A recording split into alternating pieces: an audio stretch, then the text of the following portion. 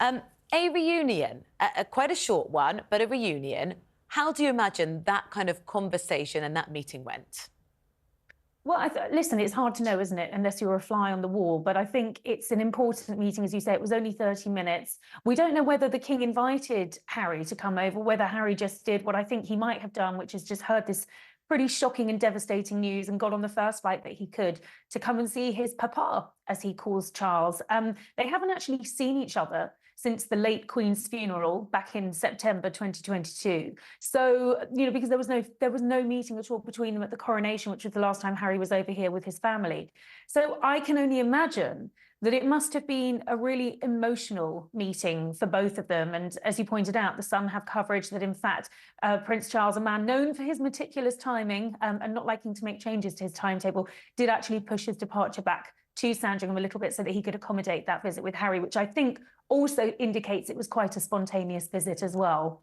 Even so, he flew 11 hours across the Atlantic to be with his father, and his father could only spare him 30 minutes. He's going to Sandringham to rest and recuperate. It's not like he's got a pressing schedule.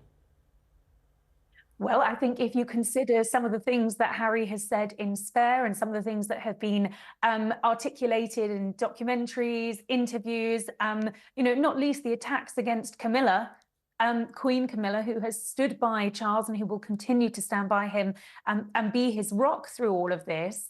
I think, a lot of this does fall down to Harry. And my understanding is that the King's door has always been left ajar in the hope of a reconciliation. I think a bit like his mother, he has a great capacity for forgiveness, and he wants to have a relationship with his son. He wants to have a relationship with his grandchildren. So let's perhaps not play too much on the fact that this was a brief window, more on the bigger picture here, which is that there was a reconciliation. And I think that, paves the way for hopefully longer meetings in the future.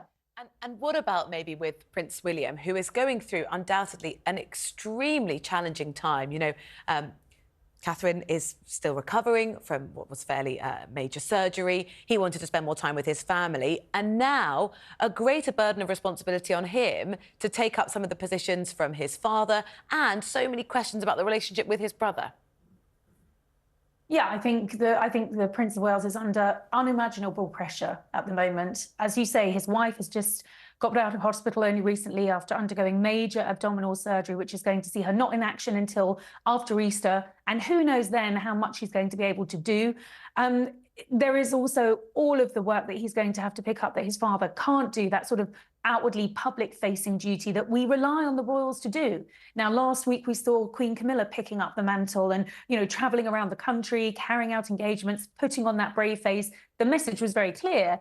This is business as usual. William was at that point still taking time off to be there for Catherine, to help her while she was recuperating and looking after their 3 young children. But, he's now going to have to really step up to the plate, but he's going to make sure it's in a way that enables him to also be there for his family, because that's absolutely paramount for him. I just wonder to what extent this flight by Harry and his meeting, which of course he knew would be covered extensively by the cameras, is performative. If he knew he was only going to get half an hour or 45 minutes with his father, there's always why bother unless you really want to make a big show of this? Because it detracts from the fact that we've got we've got a monarch who is receiving treatment for a very serious condition, who will hopefully make a full recovery. But we're not thinking about that anymore. We're thinking about what Harry's intentions and motives are. Well, I'm not sure we are, but I think, you have to remember this is a family at the end of the day. And I think it was always going to take something, possibly something as serious as a health crisis like this, to sort of cause that thaw, that break in the ice of this very, very deep and long-running rift, and this is what it has been. And I think Harry would have ended up on the front pages in some reason or other had he not come here. He'd be lambasted for not turning up and burying his head in the sand in Montecito. So I think it's a bit of a case of he can't win or lose. But what the point is, he's done what he thinks is right. His father obviously wanted to see him, otherwise he wouldn't have made the time in his diary to do it. Katie, I think you're right. Whatever they do, they'd be criticised. So at least, as you said, there's been some kind of meeting, is what we're calling it, which feels quite formal. In the meantime, Katie, sort of royal business still does have to carry on. So we're seeing other members of the family, Princess Anne, for example, taking up different roles. It's going to look, at least in the short term, a little bit different.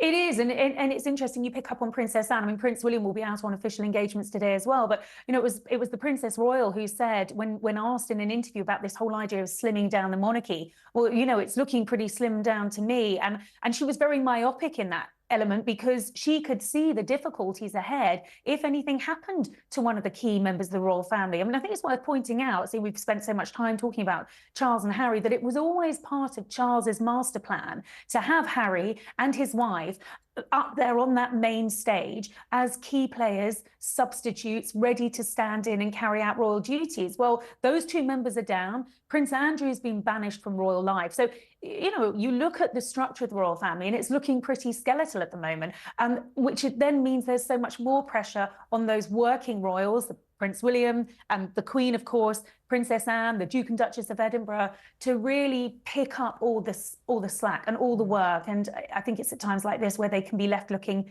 pretty vulnerable and exposed. And for a monarchy that depends on being seen, being out there, promoting its brand, being seen is absolutely critical.